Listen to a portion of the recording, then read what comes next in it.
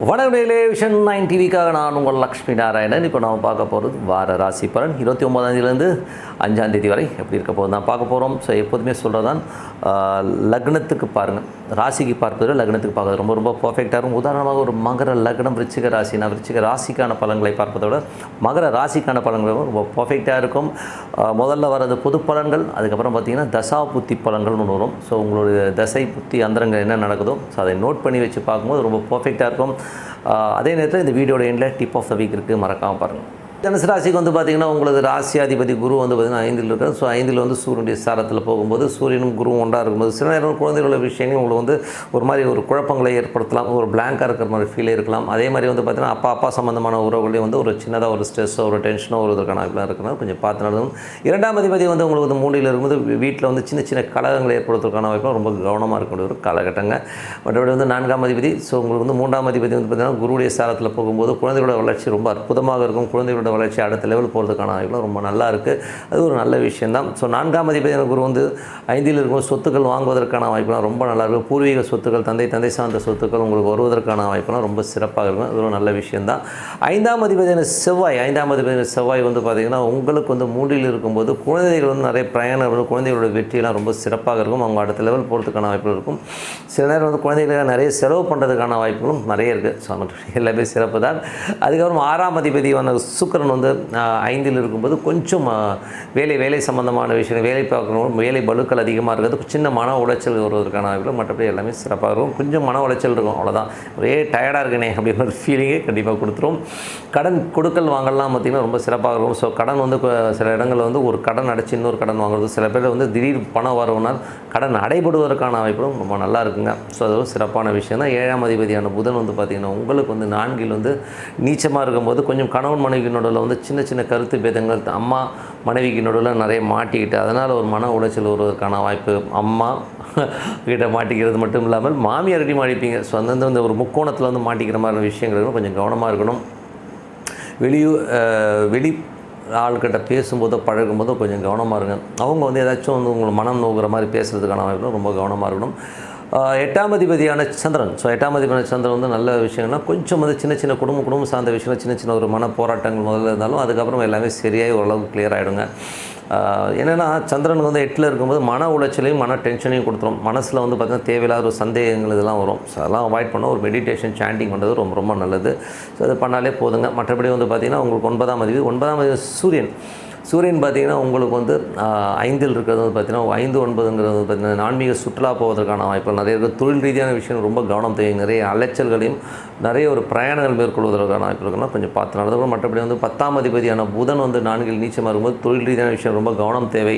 ஏதாச்சும் வந்து சுகமாக இருக்கேன், ரொம்ப ஹாப்பியாக இருக்கிறேன் அப்படின்னு சொல்லியிருந்தீங்கன்னா அதை வந்து சொதப்புறதுக்குன்னே சில பேர் வந்துடுவாங்க. ஸோ அது கொஞ்சம் வெளியில் நான் சந்தோஷமாக இருக்கேன்னு சொல்லாமல் இருக்கிறது ரொம்ப ரொம்ப நல்லது. 11ஆம் அதிபதியான சுக்கிரன் 5ல் இருக்கும்போது அது கேதுவுடைய சாரத்தில் இருக்கும்போது கொஞ்சம் அந்த சின்ன விஷயங்கள் வந்து ஒரு சந்தேகங்கள் நிறைய பேருக்கு வரும். சில பேருக்கு வந்து கேதுனாலே வந்து பார்த்திங்கன்னா சில பேருக்கு வந்து ஆடம்பரத்திற்காக கொஞ்சம் கடன் வாங்குறதுக்கான வாய்ப்பு ரொம்ப கவனமாக இருக்கணும். ஸோ அதுதான் முக்கியமான விஷயம். மற்றபடி வந்து பார்த்திங்கன்னா 11ஆம் அதிபதியான ஒரு சுக்கிரனும் பார்த்திங்கன்னா அந்த மாதிரி விஷயங்கள் இருக்கும்போது கொஞ்சம் ஆடம்பரத்தை குறைச்சிக்கிறது ரொம்ப ரொம்ப நல்லதுங்க.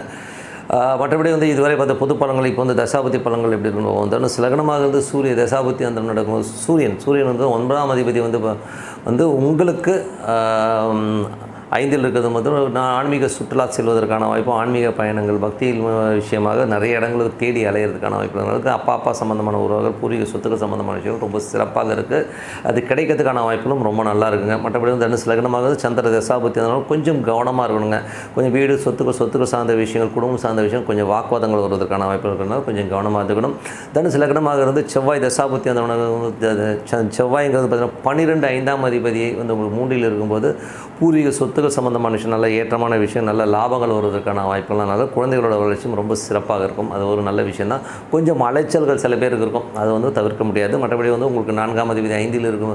அது தனுசு லக்னமாக இருந்து ராகு தசாபுத்தி அந்த நடக்கும். பார்த்திங்கன்னா ராகு வந்து பார்த்திங்கன்னா உங்களுக்கு 4ல் இருந்து புதனுடைய சாரத்தில் போகும்போது கொஞ்சம் அந்த முக்கோண போராட்டம்னு சொல்லுவோம் இல்லையா. ஸோ மாமியார், தொழில், மனைவி சம்மந்தமான விஷயம், சின்ன சின்ன மனச்சொல், ஏதாச்சும் ஒன்றுத்துல வந்து ஒரு மன உளைச்சலை கொடுத்துரும். அதனால் கொஞ்சம் கவனமாக இருங்க. தனுசு லக்னமாக இருந்து குரு தசாபுத்தி அந்தரம் நடக்கும் வந்து குரு வந்து பார்த்திங்கன்னா உங்களுக்கு வந்து 1 4ஆம் அதிபதியான குரு வந்து 5லிருந்து அதுவும் வந்து சுக்கிரனுடைய சாரத்தில் போகும்போது நல்ல வளர்ச்சியை கொடுத்துரும். குழந்தைகளோட வளர்ச்சியெல்லாம் ரொம்ப சிறப்பாக இருக்கும். அடுத்த கட்டத்துக்கு போவதற்கான வாய்ப்புகள் சில நேரங்கள் வந்து குழந்தைகளோட பிளாங்காக இருப்பாங்க.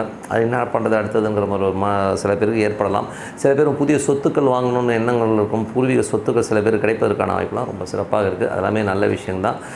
அதுக்கப்புறம் பார்க்கும்போது தனுசு லக்னமாக இருந்து சனி தசாபுத்தி அந்தரம் நடக்கும்போது சனி வந்து பார்த்திங்கன்னா உங்களுக்கு வந்து 2 3ஆம் தேதி சின்ன சின்ன கலகங்கள் ஏற்படுவதற்கான வாய்ப்புலாம் ரொம்ப கவனமாக இருக்கணும். அதுவும் குருடைய சாரத்தில் போகும்போது நல்ல ஒரு சுற்றுலா பிரயாணங்கள் குழந்தைகளோட வளர்ச்சியெலாம் ரொம்ப சிறப்பாக இருப்பதற்கான வாய்ப்புலாம் ரொம்ப நல்லா இருக்குங்க.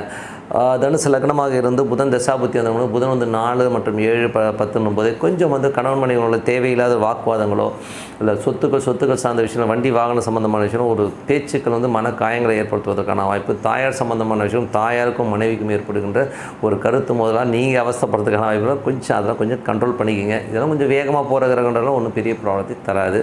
தனுசு லக்னமாக இருந்து கேது தசாபுத்தி அந்த தொழிலில் ரொம்ப கவனம் தேவை. தொழில் வந்து ஒரு கடன் வாங்குவதற்கான வாய்ப்பு, அதீதமான கடனில் மாட்டிக்கிறதுக்கான வாய்ப்பு ரொம்ப ரொம்ப கவனமாக இருக்கக்கூடிய ஒரு காலகட்டங்க.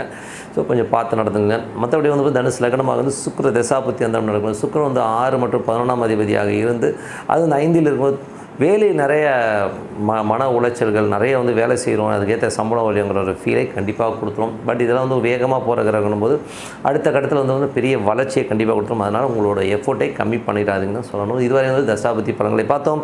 ஸோ நல்ல விஷயங்கள் நல்ல மாற்றங்களான ஒரு பிரார்த்தனை ரொம்ப ரொம்ப ரோசம் மனதார இறைவனை பிரார்த்தனைகளும் கண்டிப்பாக அடுத்த லெவல் போகிறதுக்கான இப்போ ரொம்ப சிறப்பாக இருக்கும். இந்த week so tip of the வீக்கில் இந்த வாட்டி வந்து ஒரு டிஃப்ரெண்ட்டான ஒரு சப்ஜெக்ட் தான் பார்க்க போகிறோம். ஸோ என்ன மாதிரி சப்ஜெக்ட் அப்படின்னும் போது இதுவரை வந்து பார்த்திங்கன்னா நிறைய இந்த ஜோதிட துணுக்குகள் இதெல்லாம் பார்த்தாலும் நம்ம தசாபுத்திங்கிற ஒரு விஷயம் தான் வந்து நமக்கு வந்து இந்த வாழ்க்கையை நிர்ணயம் பண்ணும். ஸோ இதுவரை வந்து ஒரு தசாபுத்தி எப்படி பார்ப்போம், லக்னத்துலேருந்து 5ஆம் அதிபதி 6ஆம் அதிபதி இந்த மாதிரி தொடர்புகள் இந்த மாதிரி விஷயங்களை தான் நம்ம பார்த்துட்டு வரோம்.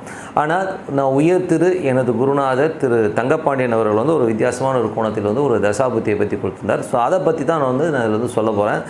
ஸோ இது எப்படி பார்க்குறது அப்படிங்கிறத இப்போ நீங்கள் வந்து ஜஸ்ட்டு சும்மா ஜென்ரலாக தெரிஞ்சுக்கிட்டிங்கனாலே அது ரொம்ப யூஸ்ஃபுல்லாக இருக்கும். ஏன்னா வந்து எல்லாருமே லக்னத்தில் வந்து ஒரு கிரகம் வந்து 8ல் இருக்குது, எனக்கு அது பண்ணல இது பண்ணலன்னு சொல்கிறதை விட அந்த தசா புத்திக்கு உரிய கிரகம் எங்கே இருக்கோ அதில் வச்சு பார்க்கும்போது ஒரு டிஃப்ரெண்ட்டான ஒரு கண்ணோட்டத்தை கொடுக்குது. இப்போது உதாரணத்துக்கு சொல்கிறேன். உதாரணத்துக்கு வந்து எனது நண்பர் ஒருத்தருக்கார், அவருக்கு வந்து சுக்கிர தசை நடந்து மகர லக்னம்.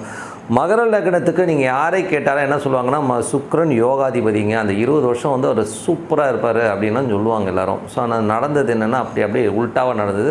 அவர் சுக்கிரனில் தான் நிறைய கஷ்டங்களை அனுபவிச்சார். எப்படின்னு சொல்கிறேன், ஏன்னா வந்து மகர லக்னத்தில் வந்து அவர் சுக்கிரன் இருக்கிற இடம் பார்த்தீங்கன்னா அவர் விருச்சிகத்தில் அமைஞ்சிச்சுங்க. ஸோ விருச்சிகத்தில் அமைஞ்சதுனால என்ன மாதிரி ஆச்சு அப்படின்போது தங்கப்பாண்டியன் சார் என்ன சொல்கிறாருன்னா, நீங்கள் வந்து எங்கே கிரகம் இருக்கோ அதை எடுத்துக்கோங்க. இப்போது சுக்கிரன் வந்து இப்போ விருச்சிகத்திற்குனா விருச்சிகத்தை எடுத்துக்கிட்டு இப்போ தொழில் தேவைன்னு வைங்களேன், விருச்சிகத்துலேருந்து அப்படி எண்ணிட்டு போனீங்கன்னா விருச்சிகத்துக்கு 12 வந்து உங்களுக்கு வந்து துலாம் வரும், துலாம் கன்னி சிம்மம் தான் 10ஆம் வீடாக வரும். ஸோ அது 10ஆம் வீடாக சிம்மம் வரும்போது இந்த கிரகம் இருக்கிறது வந்து எண்ணிட்டு 10ஆம் வீடு சிம்மம் வந்துருச்சு. அது லக்னத்துக்கு மகர லக்னத்துக்கு பார்த்தீங்கன்னா 8ஆம் வீடாக இருக்கும்.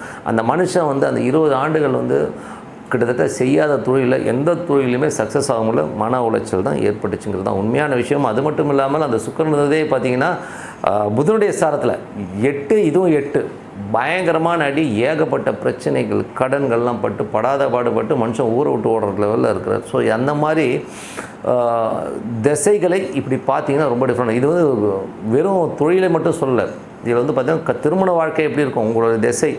இப்போ சுக்கிரன் வந்து இப்போ உதாரணம் சொன்னால் இப்போ இதே ஜாதகத்தை எடுத்துக்கோமே, சுக்கிரன் உங்களுக்கு வந்து விருச்சிகத்தை இருக்கார், அப்படியே 7ல் பாருங்கள், 7 வந்து ரிஷபம் வந்து இல்லை மகர லக்னத்துக்கு 5ஆம் இடம் ஒன்றும் பெரிய ப்ராப்ளத்தை கொடுக்காது. ஏதாவது நெகட்டிவ் இடம்னா 6 8 12 கொஞ்சம் அந்த மன உளைச்சலும் டென்ஷனும் கொடுத்தும் அவருக்கு வந்து எந்த பிரச்சனையும் கூட. பட் இருந்தாலும் சனி அங்கே வந்து ஒரு வக்கரமாக இருந்ததுனால சின்ன குறைகள் மனக்கசப்புகளை கண்டிப்பாக கொடுத்துருந்துங்க. குழந்தை சம்மந்தமான விஷயங்களில் கொஞ்சம் மனக்கசப்புகளை கொடுத்துருது.